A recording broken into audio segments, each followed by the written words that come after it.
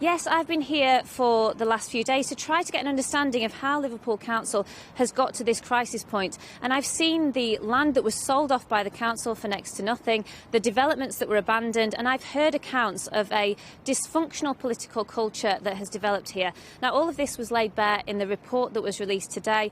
The government's response to that report to send in commissioners to run parts of this council really is very rare, and it's a damning indictment of what's gone on here. Worth remembering as well, there's still a police investigation ongoing here. There are also mayoral elections coming up in May. They could be very tough for Labour given everything that's gone on. And I've just heard in the last few minutes that the Labour Party itself has launched a review to try to find out what's gone on here. So still lots more political fallout to come after what's been a very tough day for Liverpool Council.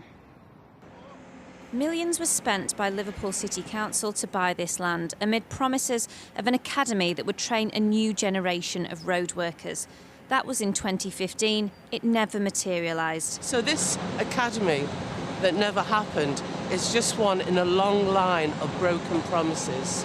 That this administration of Joe Anderson's has been an absolute tragedy for the people of Liverpool.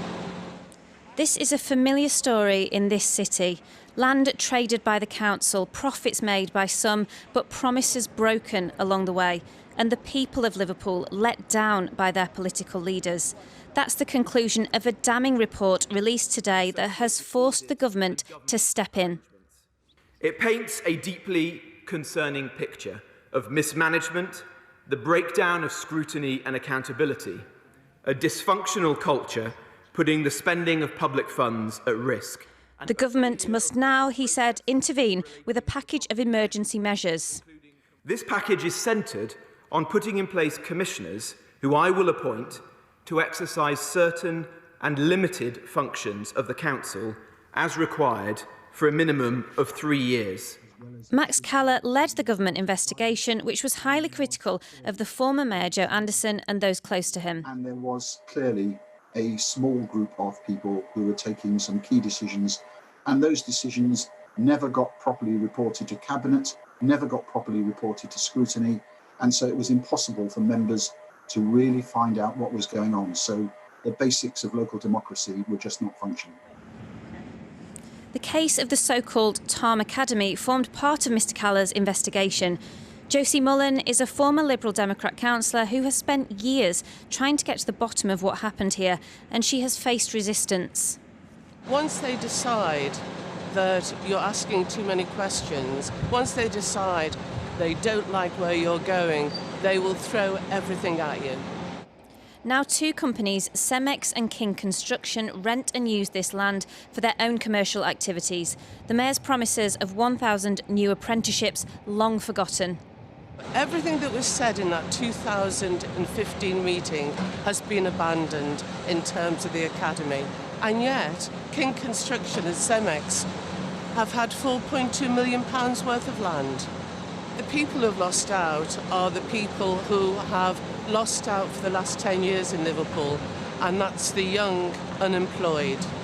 The government investigation was initially triggered by an ongoing police investigation.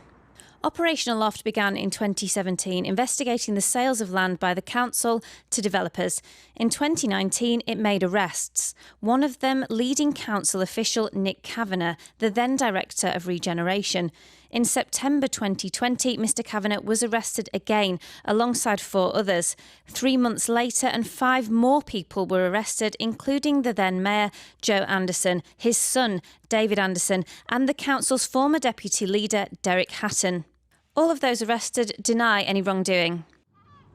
After a disciplinary hearing, Nick Kavanagh was removed as head of Regeneration yesterday. Joe Anderson stood down as mayor following his arrest and won't be Labour's candidate in the forthcoming mayoral election. It's left the party here shocked and divided. I've spoken to many Labour insiders here in Liverpool, from sitting councillors to former councillors and candidates, and they seem to be split into 2 groups. Some tell me that the former Mayor Joe Anderson and his political allies were simply focused on getting things done, even if it meant bypassing the normal council bureaucracy. Others, though, paint a very different picture, one of a culture of cronyism and intimidation. They've used words like dysfunctional, rancid, rotten to the core. Those people won't say that on camera, though, because they say they fear the consequences of speaking out. But Labour divisions are not new to this city. A Labour council hiring taxis to scuttle around the city, handing out redundancy notices to its own workers. In the 1980s, actions taken by the then Labour Council ended in a bitter standoff with the Conservative Prime Minister Margaret Thatcher and with its own leadership. And there were echoes of the 1980s in Westminster today, with the Labour leadership gearing up for a fight with the left by backing the government intervention. In relation to the Tarm Academy project, in a statement, King Construction said, "The origins of this project predate current management. King has never had any ownership interest in Tarm Academy Limited. King has never had any role in the Tarm Academy project referenced." Cemex said, "We can confirm that Cemex leased a site from Liverpool Council on a long-term contract. The lease charges for this site are at market rate. Cemex pays all required business rates. Cemex dealt directly with the council when acquiring this site and was not involved with any plans for the Tarm Academy Training Academy in any form. Cemex is not a partner of the academy nor participating with any aspects of its construction and therefore cannot comment on why it has not materialised. We wish to reiterate that we have no involvement at all with the Tarm Academy project. We dealt directly with the council to lease land for the construction of an asphalt plant only, which has been built, is operational and provides building materials and employment opportunities for the local area. A city with a proud history, today its political failings have been laid bare. There are many bruised egos, lessons to learn and much work to do. Liz Bates, well, earlier I talked to Tony Reeves, the Chief Executive of Liverpool City Council, and I began by asking him, when he took office in 2018 and saw how money had been spent, was he aghast? There were clearly things that were of concern, and so we took action at that point to put those things right. I think there's a whole team of people who have worked very hard over that period to strengthen the things that we need to do, and I have to say, the vast majority of our staff and the vast majority of our politicians, this has been recognised by the Secretary of State today, are honest, hard-working public servants, and I think there has been significant change, but the report identifies there are still things that we need to do, and there's a lot to do in the coming period. Now, this report, I mean, it's a technical read, and it talks about the lack of value for money, about the way money was spent, the way records weren't kept properly. That's all quite technical. In simple terms, I imagine what the people of Liverpool want to know is, has there been corruption? There's an ongoing police investigation here looking into that, and there are allegations of bribery and corruption that are being investigated by Merseyside Police with our full cooperation. What I will say to you is, in terms of the Council's procedures and policies, there is serious wrongdoing here by a small number of people. What it also highlights is the way politicians interfered directly with where contracts were going. A small number of politicians, and the report recognises that the boundaries between the role of those politicians and officers was blurred, and we recognise that. I understand this is historic, mostly, but do you think the Council owes an apology to the people of Liverpool? I think the small number of people who have undertaken this wrongdoing are the people that should be apologising. Our job is to re-earn the trust and respect of the people of Liverpool. I mean, you say it was a small number of people, but the report makes clear that there were cultures in these departments that were widely known. So is there not a wider collective failure? I don't think. I think there were clearly issues where our governance systems weren't strong enough to pick this up.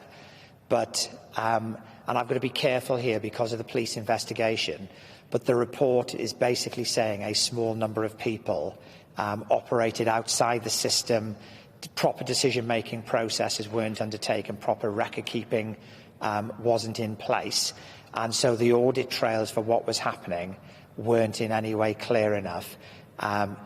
That's the subject of a police investigation. People in Liverpool will be wondering, if the government is bringing in commissioners to run key parts of what the council is doing and to have control over key decisions, what's the point of local democracy? What's the point of even taking part in these elections? Well, if that was in fact happening, then that question would be a real question for the people of Liverpool. But the Secretary of State's been at pains to point out this is going to be a council-led improvement, and as long as the council adheres to what is set out in the improvement plan and agreed with government, the council will be running its own business. And so there's every point in people turning out to vote in the local elections and the city mayoral election on the 6th of May, and I would really encourage everybody to do so. Tony Rees, thank you very much. Thank you.